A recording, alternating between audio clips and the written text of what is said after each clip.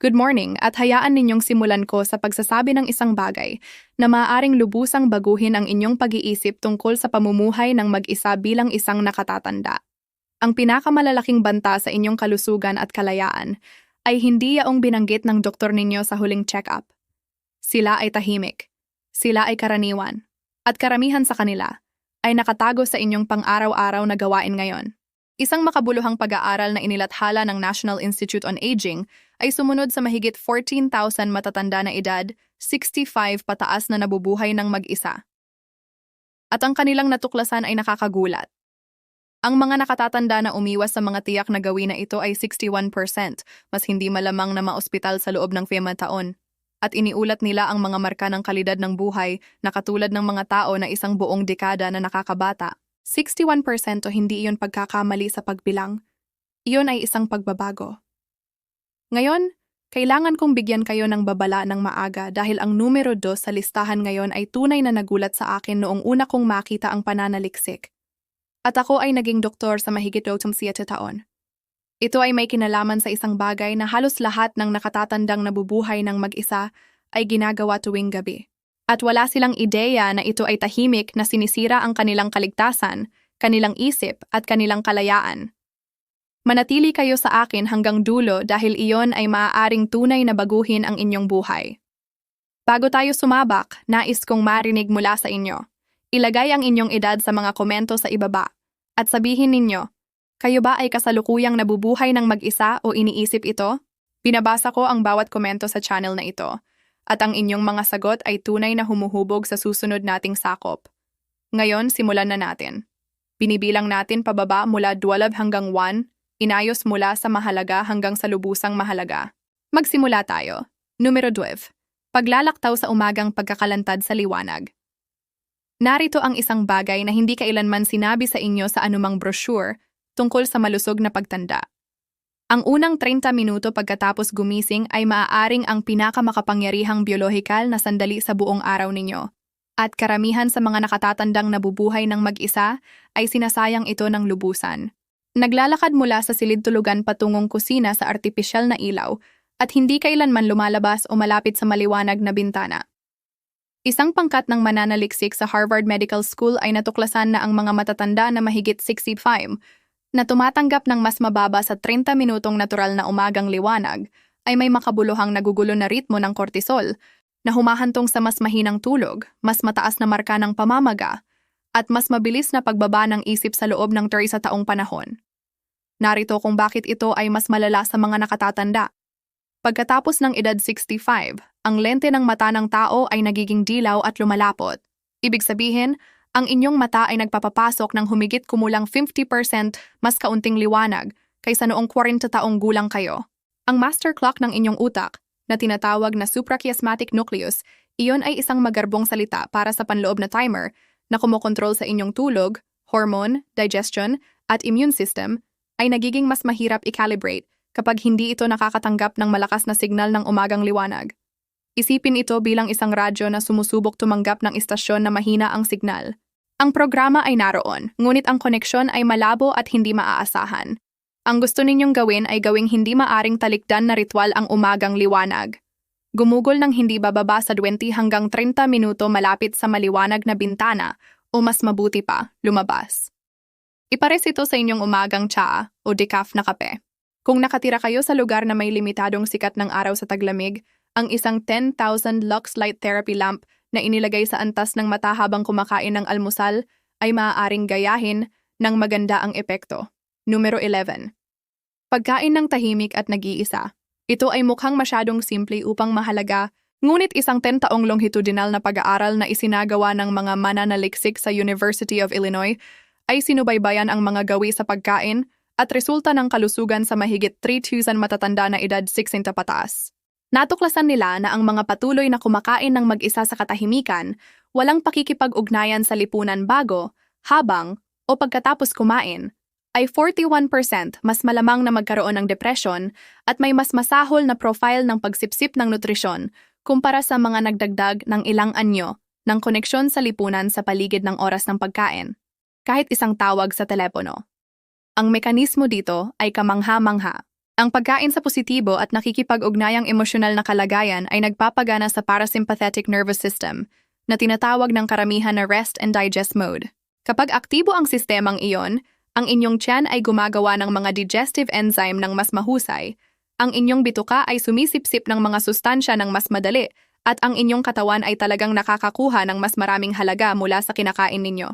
Sa mga nakatatanda particular, ito ay napakahalaga dahil ang tinatawag na anabolic resistance, ang unti-unting pagbaba sa kakayahan ng katawan na gawing kalamnan, buto, at pagkumpuni ng sel ang mga sustansya, ay nagsisimulang bumilis pagkatapos ng edad 70.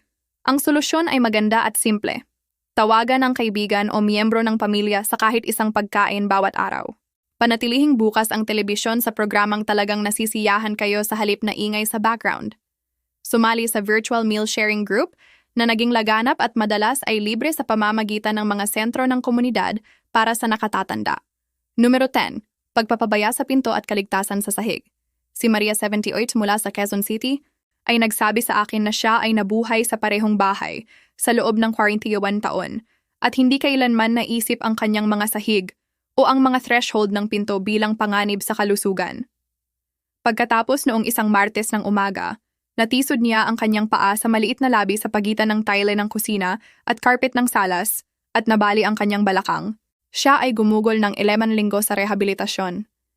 Siya ay nagsabi sa akin pagkatapos, at hindi ko ito malilimutan, na walang sino man ang kailanman umupo sa kanya at tinuring ang mga maliit na piraso ng sahig bilang mga panganib na nagbabago sa buhay. Ang mga istatistika ay nakakabagabag. Ayon sa Centers for Disease Control and Prevention, ang pagkahulog ay pangunahing sanhi ng nakamamatay at hindi nakamamatay na pinsala sa mga matatanda na mahigit 65. Isa sa 4 na Amerikano na edad 65 pataas ay nahuhulog bawat taon. At kritikal, ang panganib ng pangalawang pagkahulog sa loob ng 6 na buwan pagkatapos ng una ay lubusang tumataas. Madalas dahil ang takot sa pagkahulog mismo ay nagbabago sa inyong lakad at binabawasan ang pisikal na aktibidad. Lakad-lakarin ang inyong bahay ngayon gamit ang mga mata ng safety inspector. Tanggalin o i-tape ang bawat maluwag na alpombra, mag-install ng grab bars sa tabi ng inyong kubeta at loob ng shower kung hindi pa. Palitan ang round door knobs ng lever handles na mas madaling gamitin para sa mga kamay na apektado ng arthritis.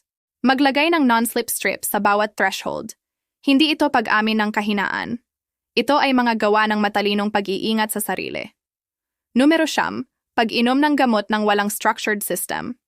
Hindi ako narito upang takutin kayo, ngunit kailangan ninyong marinig ito ng malinaw. Ang mga pagkakamali sa gamot ay isa sa pangunahing sanhi ng pagpunta sa emergency room sa mga nakatatandang nabubuhay ng mag-isa. Isang pag-aaral mula sa Journal of the American Geriatric Society ay natuklasan na halos 40% ng mga matatanda na mahigit 65 ay gumagawa ng kahit isang makabuluhang pagkakamali sa gamot bawat linggo, kabilang ang pagkalimot sa dobleng dosis at mapanganib na kombinasyon sa over-the-counter supplements. Kapag nabubuhay ng mag-isa, walang pangalawang pares ng mata, walang makakapansin kung nakalimutan ninyo ang inyong blood pressure pill o kung ininom ninyo ng 2 beses ang inyong gabi dosis. Pagkatapos ng edad 65, ang inyong atay at bato ay nagpoproseso ng gamot ng mas mabagal kaysa dati, na nangangahulugang ang mga pagkakamali ay hindi lamang nagdudulot ng abala, sila ay nagdudulot ng malaking pisikal na epekto. Mamuhunan sa isang weekly pill organizer na naghihiwalay ng umaga at gabi dosis. Mag-set ng phone alarms na may tiyak na label, tulad ng blood pressure pill umaga, hindi lamang generic reminder. Dalhin ang bawat gamot, kabilang ang bitamina at herbal supplements, sa susunod ninyong appointment sa doktor sa isang bag at humingi ng full medication review. Ang review na ito lamang ay ipinakita sa maraming pag-aaral na binabawasan ang masamang epekto ng gamot ng hanggang 35%. Numero 8, pagpapanatili ng bahay na masyadong mainit. Ito ay nagugulat sa halos lahat. Maraming nakatatanda, lalo na yaong nabubuhay ng mag-isa, ay pinapanatili ang kanilang bahay na mas mainit kaysa optimal dahil mas madali silang giniginaw. At ang pakiramdam ay totoo. Pagkatapos ng edad 60, ang inyong circulatory system ay nagiging hindi gaanong mahusay sa pagdidirekta ng mainit na dugo sa mga dulo, kaya ang inyong mga kamay at paa ay tunay na mas malamig. Ngunit ang patuloy na sobrang pagpainit ng kapaligiran ay may sariling malalaking panganib. Ang pananaliksik mula sa University of Exeter ay natuklasan na ang mga matatanda na natutulog sa mga silid na mas mainit, kaysa 24 Beardo Celsius ay nakaranas ng mas masahol na kalidad ng tulog, nabawasan ang slow-wave deep sleep, at mataas na nighttime cortisol levels. Ang deep sleep ay kung saan ang inyong utak ay nag-flush ng mga dumi ng cell sa pamamagitan ng glymphatic system. Isipin ito bilang dishwasher na tumatakbo lamang pagkatapos ng hating gabi. Kung mali ang kondisyon, ang cleaning cycle ay hindi natatapos, at sa paglipas ng panahon, ang akumulasyon ng dumi ng cell ay nauugnay sa pagbaba ng isip. Ang ideal na temperatura sa pagtulog para sa mga matatanda na mahigit 65 ay sa pagitan ng 18 at 20 degrees Celsius. Gumamit ng mainit na layered bedding sa halip na pataasin ang thermostat. Magsuot ng mainit na medyas sa kama na ipinakita ng mga pag-aaral na talagang tumutulong sa katawan na maabot ang optimal na temperatura ng tulog ng mas mabilis sa pamamagitan ng pagpapadali ng pagkalat ng init mula sa core. Numero 7, pagdaan ng mga araw ng walang paghawak o paghawak sa iba. Si Roberto, 81 mula sa Cebu City, ay isang retired engineer at lubusang self-sufficient. Siya ay nagsabi sa akin sa isang konsultasyon na minsan ay lumipas ang 8 o 9 na araw nang walang anumang pisikal na pakikipag-ugnayan sa ibang tao. Walang pakikipagkamay, walang yakap, walang kamay sa balikat. Hindi niya naisip na mahalaga ito dahil pakiramdam niya ay mabuti siya sa isip. Ngunit ang kanyang inflammatory markers ay nagsasabi ng ibang kwento. Ang agham ng paghawak ng tao sa mga nakatatanda ay lubusang nakakahimok. Isang pag-aaral mula sa University of Miami's Touch Research Institute ay natuklasan na ang mga matatanda na mahigit 7 par na nakakaranas ng regular na pisikal na pakikipag-ugnayan, kahit hindi sexual o intimate touch, tulad ng pakikipagkamay o tap sa braso, ay nagpakita ng makabuluhang mas mababang antas ng cortisol at interleukin-6, na isang inflammatory protein na nauugnay sa sakit sa puso, Alzheimer's, at pinabilis na pagtanda ng cell. Kapag nabubuhay ng mag-isa, kailangan ninyong maging sinadya. I-schedule ang mga pisikal na aktibidad sa lipunan, gentle yoga classes, dance groups para sa nakatatanda, voluntaryo na kasama ang pagtatrabaho kasama ang iba. Isaalang-alang ang pagkuha ng alagang hayop.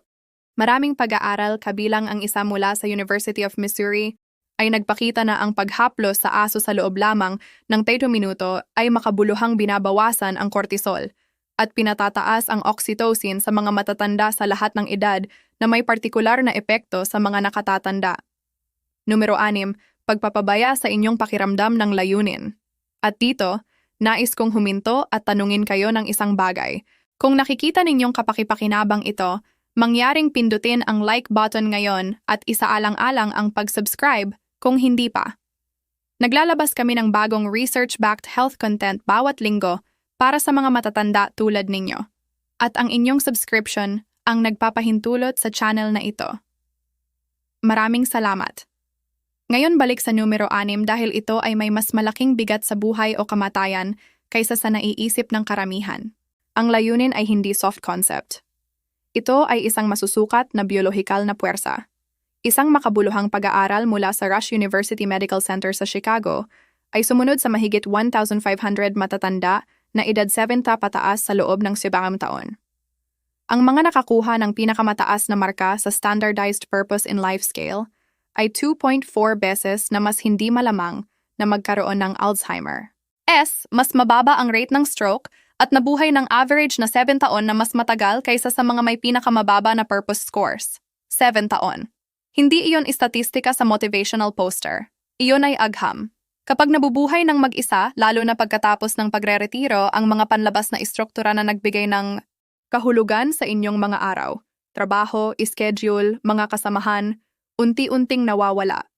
At nang walang sinadyang kapalit, ang unti-unting pagbaba ng pisikal ay maaaring sumunod. Ang inyong katawan, sa antas ng cell, ay tumutugon sa perceived irrelevance sa pamamagitan ng mataas na inflammatory cytokines at nabawasang immune surveillance. Dapat ninyong i-engineer ang layunin. Magturo ng isang bagay, magturo sa iba, sumali sa civic group, magsimula ng container garden, isulat ang inyong mga alaala, magboluntaryo sa library o ospital. Ang nilalaman ng layunin ay mas mahalaga ng mas mababa kaysa sa pagkakapare-pareho at lalim nito. Numero 5, pamumuhay ng may chronic low-grade dehydration. Si Elena, 74, mula sa Davao City, ay pumunta sa akin na nagrereklamo ng patuloy na pagkapagod, pagkalito sa hapon, at paulit-ulit na urinary tract infections.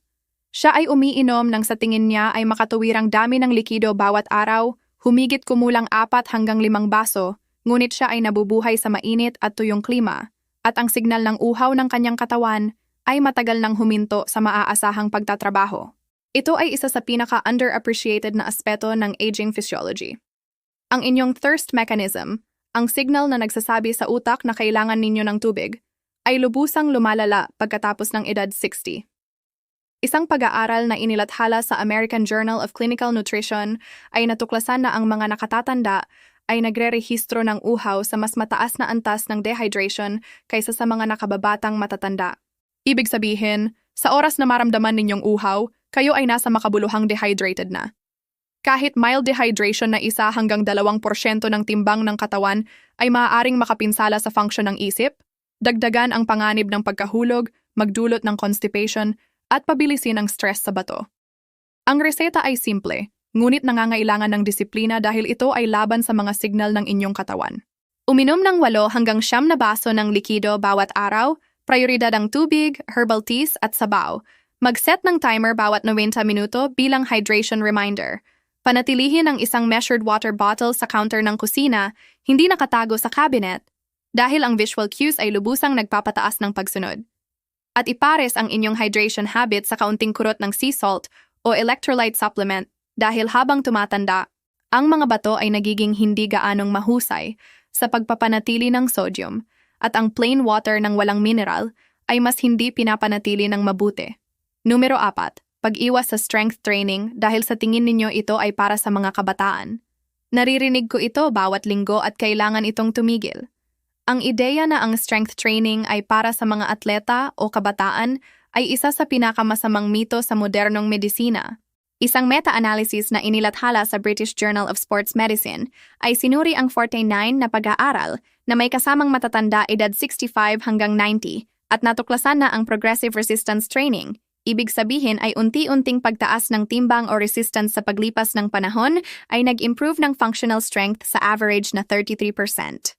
Binawasan ang panganib ng pagkahulog ng 40% at nag-improve ng mga marka ng bone density, regulasyon ng asukal sa dugo, at maging depression.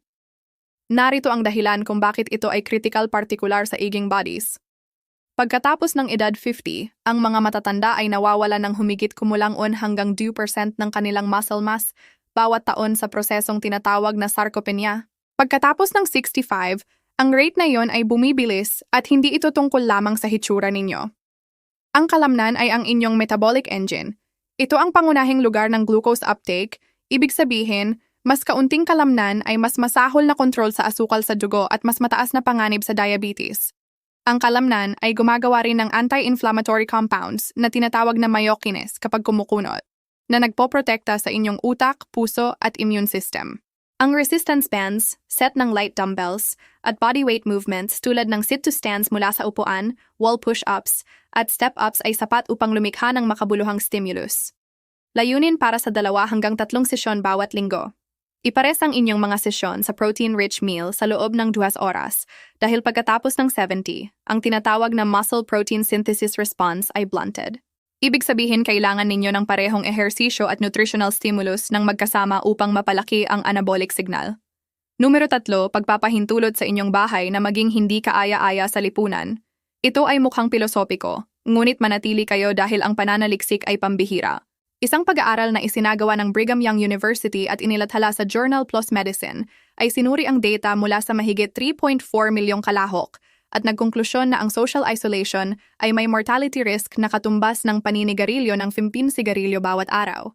Bawat araw, hindi bawat taon, bawat araw. Kapag nabubuhay ng mag-isa at unti-unting tumigil sa pag-anyaya ng mga tao, tumigil sa pag-host, tumigil sa paggawa ng espasyo na gustong bisitahin ng iba, kayo ay nagsisimula ng mabagal na paglusong sa social isolation na lubusang mahirap baligtarin kapag ito ay nakuha na. Ang kapaligiran ng bahay mismo ay nagsisimulang sumasalamin at magpalakas sa pag-iisa. Ang mga komportableng upuan ay nawawala. Ang hapagkainan ay nagiging storage. Ang guest room ay nagiging storage room.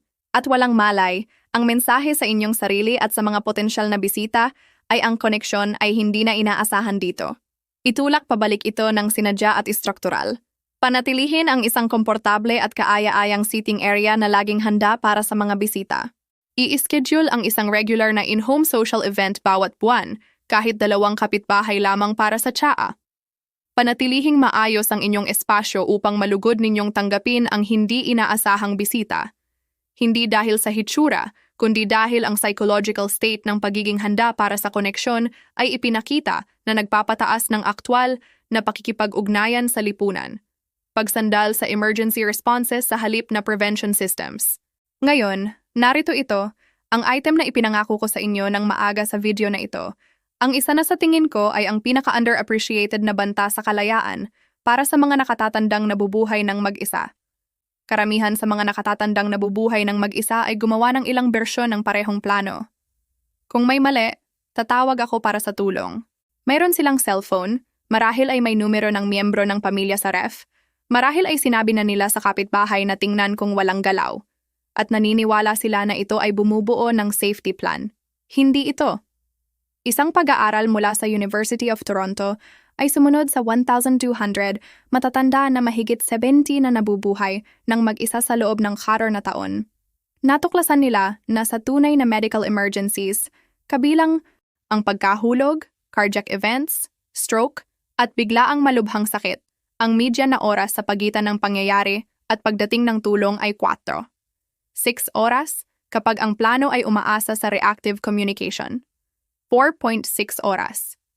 Sa kaso ng stroke, kung saan ang treatment window ay humigit kumulang 3 oras para sa clot-dissolving therapy, ang agwat na iyon ay ang pagkakaiba sa pagitan ng buong paggaling at permanenteng kapansanan o kamatayan. Ang solusyon ay nangangailangan ng paglipat ng buong mental model mula sa response patungo sa prevention at detection. Ito ay nangangahulugan ng pamumuhunan sa medical alert device, hindi lamang pagkakaroon nito, kundi talagang pagsusuot nito ng pare-pareho, kabilang sa shower, kung saan maraming pagkahulog ang nangyayari. Ito ay nangangahulugan ng pag-set up ng daily check-in systems, apps tulad ng Snug o Life 365, na nag-a-alert sa mga itinalagang contact, kung hindi pa kayo nag-check-in sa isang taktang oras bawat umaga. Ito ay nangangahulugan ng pagsasabi sa inyong doktor na nabubuhay kayong mag-isa upang ang inyong discharge plans, medication instructions, at follow-up protocols ay nakakalibrate para sa isang taong walang in-home support. At ito ay nangangahulugan ng tapat at detalyadong usapan sa kahit 2 tao sa inyong buhay tungkol sa gagawin, partikular at hakbang-hakbang kung kayo ay hindi maabot. Ito ay hindi pessimism. Ito ang kabaligtaran ng pessimism. Ang paghahanda ng inyong safety architecture ay nagpapahintulot sa inyong mabuhay nang malaya at may kumpiyansa ng mag-isa dahil alam ninyong naroon ang net. Numero 1, pagtalikod sa pangangailangan ng inyong utak para sa novelty at pagkatuto. Sa lahat ng nasa listahan, ang pananaliksik sa likod ng numero 1 ay ang pinakakahanga-hanga at pinakamay pag-asa. Isang pag-aaral mula sa University of Texas at Dallas na inilathala sa psychological science ay kumuha ng mga matatanda edad 60 hanggang 90 at hinati sila sa mga grupo. Isang grupo ay natuto ng ganap na bagong, cognitively demanding skill, tulad ng digital photography, quilting, o instrumentong pangmusika. Isang pangalawang grupo ay nakibahagi sa pamilyar at komportableng aktibidad, tulad ng pagbabasa o crossword puzzles.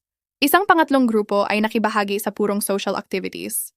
Pagkatapos lamang ng 3 buwan, ang grupo na natuto ng tunay na bagong skills ay nagpakita ng makabuluhang pagpapabuti sa episodic memory na kaya kalakas. Ang mga mananaliksik ay unang nagduda sa mga resulta. Inulit nila ang pag-aaral at natagpuan ang pareho. Narito ang biolohikal na dahilan. Ang inyong utak ay nagpapanatili ng plasticity, ang kakayahang bumuo ng bagong neural connections, ng mas matagal kaysa sa dating pinaniniwalaan ng mga siyentipiko, ngunit nangangailangan ito ng tunay na hamon upang gawin ito. Ang pamilyar na aktibidad, kahit mentally engaging tulad ng crosswords, ay gumagana sa established neural pathways. Sila ay tulad ng pagmamaneho sa kalsadang inyong dinaanan ng libu-libong beses. Ang tunay na bagong skills ay nangangailangan ng inyong utak na bumuo ng bagong kalsada at sa konstruksyong iyon may nangyayaring kahanga-hanga. Ang hippocampus ang memory center ng inyong utak na nagsisimulang lumiit sa rate na humigit kumulang 1 hanggang 2% bawat taon pagkatapos ng edad 60, ay talagang nagpapakita ng measurable volume preservation, at sa ilang kaso paglaki bilang tugon sa novel learning. Ang praktikal na implikasyon para sa isang nabubuhay ng mag-isa ay malalim. Hindi kayo maaaring umasa sa inyong pang-araw-araw na gawain upang magbigay ng cognitive stimulus na kailangan ng inyong utak upang manatiling matalas. Dapat ninyong sinadyang ipakilala ang novelty, matuto ng wika gamit ang libreng app tulad ng Duolingo. Kumuha ng online cooking class na may lutuing ganap na banyaga sa inyo. Matutong tumugtog ng ukulele, magsimula ng watercolor painting. Sumali sa local theater group. Kumuha ng beginner's class sa isang bagay na bahagyang kinakabahan kayo dahil hindi ninyo pa ito nagawa. Ang kaba na iyon ay ang sensasyon ng bagong neural pathways na nabubuo. Si Jaime, 83 mula sa Baguio City, ay nagsimulang matuto ng conversational Spanish sa 79 dahil ang kanyang apo ay nag-aaral sa ibang bansa sa Mexico. Siya ay nagsabi sa akin sa isang kamakailang pagbisita na ang kanyang memory para sa mga pangalan na nagiging malabo sa loob ng mga taon ay napansin na nagiging matalas. Ang kanyang tulog ay nag-improve. At sa unang pagkakataon sa mga taon, siya ay nag-abang muli sa mga umaga. Iyon ang ginagawa ng novelty.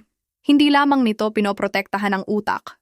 Ito ay nagbabalik ng pakiramdam ng pagiging buhay at pasulong na momentum na walang supplement, walang gamot, at walang intervention ang makakaya. Narito ang nais kong iwan sa inyo ngayon. Ang pamumuhay ng mag-isa ay hindi nangangahulugan ng pamumuhay ng humina. Hindi ito nangangahulugan ng panganib, pag-iisa, o unti-unting pagliit ng inyong mundo. Bawat item sa listahan ngayon ay hindi babala tungkol sa pagbaba. Ito ay isang mapa ng tiyak, evidence-based, actionable na mga pagbabago na maaaring mag-compound sa mga buwan at taon tungo sa buhay na mas mayaman, mas ligtas, mas matalas, at mas konektado kaysa sa inaakala ninyong posible sa yugtong ito. Ang agham ay malinaw, hindi kailanman huli. Ang mga matatanda sa kanilang 80s at 90s na nagsisimulang strength training ay bumubuo ng measurable muscle. Ang mga matatanda na yumakap sa novel learning ay nagpapakita ng mga pagbabago sa utak sa loob ng ilang linggo. Ang mga matatanda na nagbuo ng mas magandang safety systems at social architectures ay nakakaranas ng tunay na mas magandang resulta sa kalusugan, hindi sa kalaunan, kundi sa lalong madaling panahon. Ang inyong kalayaan ay hindi isang bagay na simpleng nawawala sa pagtanda. Ito ay isang bagay na maaari ninyong i-architect at ipagtanggol gamit ang kaalaman, intensyon, at ang kahandaang gawin ang ilang bagay ng iba kaysa sa dati ninyong ginagawa. Karapat-dapat kayong makaramdam ng ligtas sa inyong tahanan. Karapat-dapat kayong makaramdam ng engaged at may layunin at konektado. At karapat-dapat kayo sa uri ng tapat, research-backed na impormasyon na nagbibigay kapangyarihan sa inyo na gumawa ng tunay na desisyon sa halip na lamang aliwin kayo ng mga platitudes. Lahat ng scientific references na nabanggit ngayon ay nakalink sa description sa ibaba. Mangyaring suriin ang mga ito, ibahagi sa inyong doktor, at dalhin ang inyong mga tanong sa susunod na appointment. Kung ang video na ito ay nagdagdag ng halaga sa inyong buhay ngayon, mangyaring mag-subscribe sa channel na ito at pindutin ang notification bell upang hindi kayo makaligtaan sa aming ilalabas bawat linggo. At nais kong marinig mula sa inyo sa mga komento. Alin sa mga duality bagay na ito ang pinakanagulat sa inyo? At alin ang una ninyong gagawin? Sabihin ninyo sa ibaba. Babasahin ko ang bawat sagot. Ingat sa inyong sarili.